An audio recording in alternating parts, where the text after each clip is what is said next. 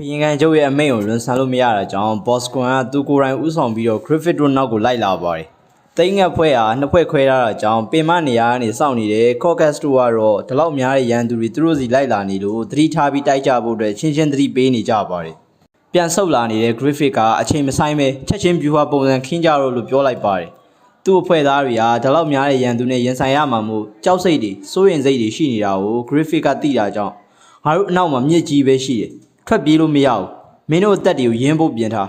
အသက်ရှင်ခြင်းရဲ့နိုင်အောင်တိုက်ဖို့ကလွင်ချာနီလည်းမရှိဘူးကွာဆိုပြီးတော့အားပေးရင်းနဲ့နောက်ကလိုက်နေတဲ့အင်အား3000ရှိတဲ့ချူရာတက်ကြီးကိုပြန်လှည့်ပြီးရင်ဆိုင်มาတော့တယ်ဒီအနေထားကမြမသမိုင်းမှာဆိုရင်ဘရင်တော်အောင်ပွဲရခဲ့တဲ့နောင်ရိုးတိုက်ပွဲနဲ့တောင်ဆင်ပါတယ်တိတ်ငက်ဖွဲ့ရဲ့တက်မှုတွေကအရေးချင်းပြေးသွားကြပါတယ်ဘိုဟီဂတ်ကျူတော့ပစ်ပင်ကော့ဂတ်ရစ်ကန်နဲ့ခေါင်းဆောင် Griffith တို့အားလုံးဟာတိုက်ပွဲထဲမှာရှယ်တီးနေကြပါတယ်တေချာသတိထားကြည့်မယ်ဆိုရင်ကွန်မန်ဒါရီအားလုံးကိုပြနေပေမဲ့အဖွဲ့ထဲကအရေးကြီးတဲ့ခေါင်းဆောင်တယောက်ဖြစ်တဲ့ကတ်စကာပျောက်နေတာကိုသတိထားမိကြမှာပါ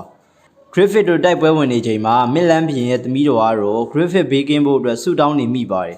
်သိကြပါတယ်မင်းသမီးလေးက Griffith ကိုသဘောကျမိနေပါပြီ Boston ကလည်းအချိန်မဆိုင်ပဲရန်သူအရေးအတွက်ကနည်းနည်းပဲရှိတာကွာဒီကောင်တွေညံများပြီးတော့လှည့်ကွက်တွေပါထုတ်မသုံးခင်အကုန်ခုတ်ပစ်ကြလို့သူ့လူတွေကိုအားပေးနေပါတယ်မြစ်ကမ်းစံနားမှာတိုက်ပွဲကအကြီးအကျယ်ကိုဖြစ်နေတာပါအချို့တွေလည်းနောက်ဆုတ်ရင်းနဲ့ရင်ငုပ်သွားရတဲ့ကောင်တွေလည်းရှိပါတယ်။ကလေးအရွယ်ပဲရှိသေးတဲ့ Rickard ကတောင်ရင်နစ်ပြီးတေးရမှာတဲ့ဆိုင်တိုက်ခိုက်ရင်းမဲ့အသေးခံလိုက်မယ်ဆိုပြီးတော့ကျုံးပါတယ်။ဓာတ်ရှည်ကြီးတစ်လက်နဲ့သူ့တပ်သားတွေကိုအတင်းလိုက်ခုတ်နေတဲ့ Gas ကို Boston ကသတိထားမိသွားပါတယ်။နောက်ဆုံးမှာတော့ Gas က Boston စီအထိရောက်လာပြီးတော့စစ်မြေပြင်တစ်ဖက်စီရဲ့တိုက်ရီခိုက်ရီအကျန်းဆုံးဘဲကြီးနှစ်ပွေဟာထိတ်တိုက်ရင်ဆိုင်ကြရပါတယ်။နှစ်ယောက်လုံးဟာတယောက်ကိုတယောက်ခုမှမြင်ဘူးကြတာဖြစ်ပြီးတော့အချင်းချင်းနာမည်တွေပြောရင်မိတ်ဆက်လိုက်ကြပါတယ်။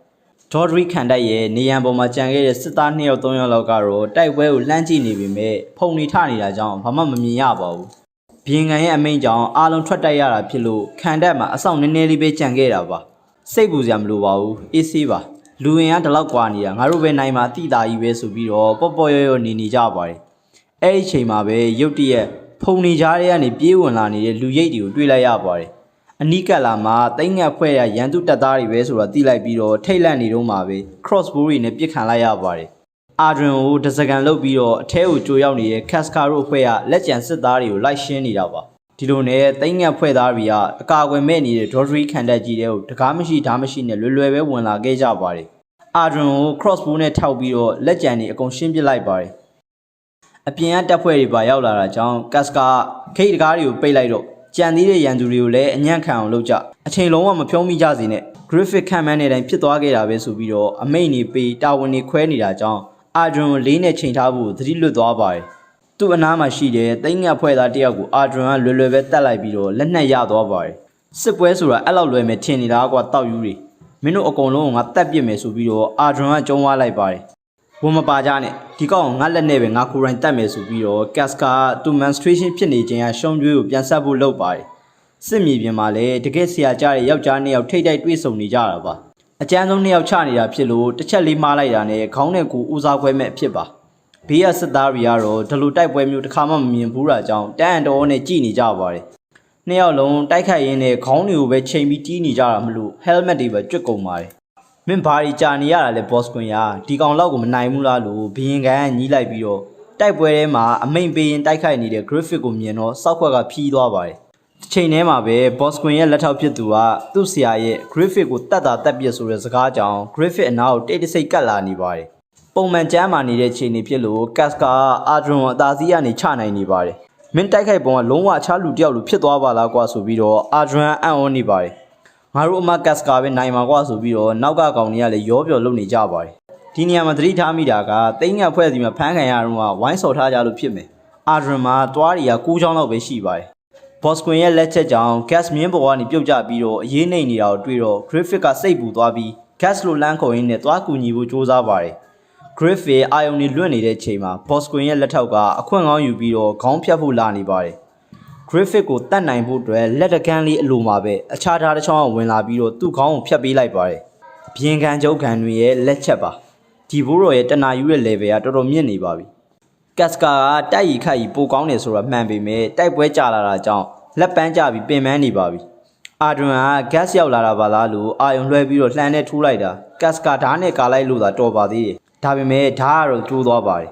အခြားဖွဲ့သားတွေရှိပေမဲ့ gas ကဝင်မပါဖို့ပြောထားတာကြောင့်ဘေးကနေရက်ကြည့်နေကြရပါတယ်ငါ viewer အောက်မှာမင်းကမိသွားတာပဲမင်းလူတွေရှိမှရှုံးသွားရင်တော့ရှက်စရာကြီးနော်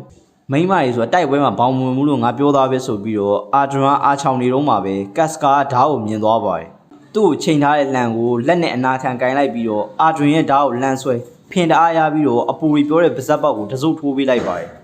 ငါတို့အချိန်ကြီးတော်တော်ကုန်သွားပြီအစီအစဉ်တိုင်းဆက်လုပ်ကြလို့ gas ကအမိန်ပေးလိုက်ပါတယ် gas ကအမြင့်မှနေပြီးတော့အသာစီးရချနေတဲ့ boss ကွန်ရဲ့မြင်းပေါ်ကတိုက်ချက်တွေကိုခုခံနေရပါတယ်သူတို့ရဲ့ဘူကြီးအေးနေနေလို့တိတ်ငက်ဖွဲ့သားတွေကကျွန်တော်တို့လာကူမယ်ဆိုပြီးတော့ boss ကွန်ဝင်ချကြပါတယ်မလုံးနဲ့မင်းတို့သူ့ကိုမရှင်နိုင်ဘူးကွာလို့ gas ကတားပြီးမြဲပြေးဝင်သွားကြတာကြောင့် boss ကွန်ရဲ့လက်ချက်နဲ့အပိုင်းပိုင်းဖြစ်သွားကြပါတယ်တည်သွားတဲ့တပ်သားတယောက်ကတိတ်ငက်ဖွဲ့ရဲ့အလံပါတဲ့လှန်တံကိုကင်လာတာကြောင့်အဲ့လှန်မှာလွန့်ထွက်သွားပါတယ် gas ကလှန်ကိုရစ်ကင်လိုက်ပြီးတော့ချဖို့ပြင်းတယ်လို့ boss ကွန်ကလည်းအချိန်မဆိုင်ပဲမင်းတို့ဘူကြီးကိုငါတက်ပေးမယ်ကွာဆိုပြီးတော့ gas ကိုပစိန်နဲ့လာခုတ်ပါတယ် gas ကလှန်နဲ့လှမ်းပစ်ပြီးတော့အာယုံရင်လွှဲလိုက်ပြီး boss ကွန်ရှောင်နေတဲ့ချိန်မှာပဲလူကောင်းရောမြင်းကောင်းကိုပါတစ်ချက်တည်းဖြတ်ပေးလိုက်ပါတယ်မဖြစ်နိုင်တာ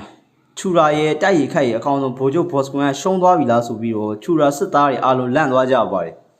အဲ့ခွေးမှသာနိုင်သွားပြန်ပြီဟာဆိုပြီးတော့ caucus ကရေရွတ်လိုက်ပါတယ်ဘရင်ခံကောင်မှလန့်သွားပါတယ်မကြောက်ကြနဲ့ငါတို့ဘက်ကအင်အားပူတာတယ်ကွာဆိုပြီးတော့ဂန်နွန်ကသူ့တပ်ဖွဲ့တွေကိုပြန်စုစည်းဖို့လုပ်နေတော့မှာပဲခံတက်စီကနေအောင်ပွဲခံတဲ့တန်တွေကြားလိုက်ရပြီးတော့နေရာအနှံ့မှာလည်းတိတ်ငက်ဖွဲ့ရဲ့အလံတွေကိုလွှင့်ထူထားတွေ့လိုက်ရပါတယ်ကတ်စကာတို့ဖွဲ့ကခံတက်ကိုတိမ့်လိုက်ပါပြီမဖြစ်နိုင်တာဘာဖြစ်ကုန်တာလဲအဲ့အလံတွေရောဘလို့ရောက်နေရလဲစသဖြင့်သွေးယူသွေးတန်းနေနဲ့ရှောက်ပြောနေကြတော့မှာပဲမင်းတို့အခုထိသဘောမပေါက်ကြသေးဘူးလားကွာစောက်ယူတွေမင်းတို့ဗိုလ်ချုပ်လည်းရှော့သွားပြီမင်းတို့ရဲ့ခံတက်ကြီးလည်းကြရှုံးသွားပြီကွာမင်းတို့ကောင်တွေရှုံးသွားပြီလို့ gas ကပြောလိုက်ပါတယ်နိုင်ပြီလို့អော်ကြတော့ဆိုပြီးတော့ graphic ကပါပြောလိုက်ပါတယ်အားလုံးကလည်းအနိုင်ရတဲ့သူတွေလို့អော်ဟစ်ပြီးတော့ပြောနေကြပါတယ်တကယ်ဆိုရင်စစ်မြေပြင်မှာချူရာတွေကပူတော်များနေပါသေးတယ်ဒါပေမဲ့တိတ်ငက်ဖွဲ့ဝင်တွေကអော်ဟစ်ပြီးပြောနေကြလို့ချူရာတွေကသူတို့ကိုသူတို့အင်အားများတာပါမေ့ပြီးတော့အရှုံးသမားတွေလို့ခံစားသွားရပါတယ်ဒါထိရောက်တဲ့စိတ်သက်စစ်စင်ရေးဖြစ်လို့ graphic ကអော်ခိုင်းတာပါပြန်တိုက်ခိုက်တဲ့ရန်သူမှန်သမျှကိုမညာကြနဲ့လို့ပါ graphic ကအမိန့်ပေးလိုက်တော့အကုန်လုံးထွက်ပြေးကုန်ကြပါတယ်မင်းတို့ဘယ်သူကပြန်ဆုတ်ခိုင်းလို့လဲငါစစ်ဦးစီးချုပ်ကဆိုပြီးတော့ဂန်နွန်ကပြောပေမဲ့ဘယ်သူမှတောက်ကျမဆိုင်တော့ပါဘူးအလေကောင်ကြီးမှရက်ပြီးတော့ဟိုအော်တီအော်နေလို့ချူရာစစ်သားတွေဝန်တိုက်မိတာပါခံရပြီးတော့မြင်းပေါ်ကနေပြုတ်ကျသွားပါတယ်အတော်လေးကြာတဲ့ခါမှာမတွေ့ရတာကြာပြီးတော့ Lord Ganon ဆိုပြီးတော့ graphic ကရောက်လာပါတယ်ဒီမှာပြောစရာရှိတာက graphic နဲ့ Ganon မှာအတိတ်ကပတ်သက်မှုတွေရှိခဲ့ဘူးပါတယ်တိတ်ငက်ဖွဲ့ကို graphic စတင်တည်ထောင်ဖို့စ조사နေခဲ့တဲ့ကာလတွေတုန်းကသူက Ganon နဲ့အိတ်ပေးခဲ့ရဘူးပါတယ်ဘာကြောင့်လဲဆိုတော့အပြန်အလှန်နေနဲ့ Ganon စီကနေရန်ပုံငွေတွေရိတ်ခါတွေအထောက်ပံ့ပြန်လို့ချင်လို့ပါ graphic ဒီအချိန်ကိုငါစောင့်နေခဲ့တာကွာလာပါဦးမင်းမျက်နှာလေးကိုငါကြည့်ပြရစီအောင်လို့ Ganon ကပြောပါတယ် graphic ကဘာမှပြန်မပြောတာကြောင့်မင်းကြည့်ရမပြောင်းလဲသေးဘူးပဲအရင်တော့အတိုင်းပဲဘာဖြစ်လို့လဲငါ့ကိုတခုခုပြန်ပြောအောင်လေကွာတစ်ချိန်လုံးငါမင်းကိုလိုက်ရှာနေခဲ့တာကွာဆိုပြီးတော့ပြောရင်းနဲ့ graphic ရဲ့ပေါင်ကိုလာပွက်ပါတယ် graphic ကနောက်ဆုတ်လိုက်ပြီးတော့ခမက်စိတ်တိုင်းရလုတ်ပေးရင်းနဲ့ကျုပ်ရဲ့လူရာပေါင်းများစွာကိုထောက်ပံ့ပေးနိုင်ခဲ့တယ်ခမည်းပေါ်မှာကျုပ်တို့ရဲ့အသက်ကျေးဇူးကြွေးတွေရှိပါတယ်ဒါပေမဲ့ကျုပ်ရဲ့အိမ်မက်စီအထိမရောက်သေးဘူးခမည်းကကျုပ်ရဲ့ခီးလန်းတစ်လျှောက်မှာတွေ့ခဲ့ရတဲ့လမ်းဘေးကကြောက်တုံးတုံးအဆင့်တက်မပိုဘူးလို့ပြောလိုက်တော့ဂန်နွန်ကမအေးပေးလေးဆိုပြီးဒေါသထွက်သွားပါတယ် graphic စီကိုပြေးလာမှာပဲဓာတ်နဲ့ဘယ်ဘက်မျက်လုံးတွေအောင်ထိုးပြီးတော့ graphic ကအဆုံးသတ်ပစ်လိုက်ပါတယ်ခံတက်မှာစောင့်နေတဲ့ gas တို့စီကို graphic ပြန်ရောက်လာပြီးတော့အားလုံးလည်းပြုံးပြုံနေကြပါတယ်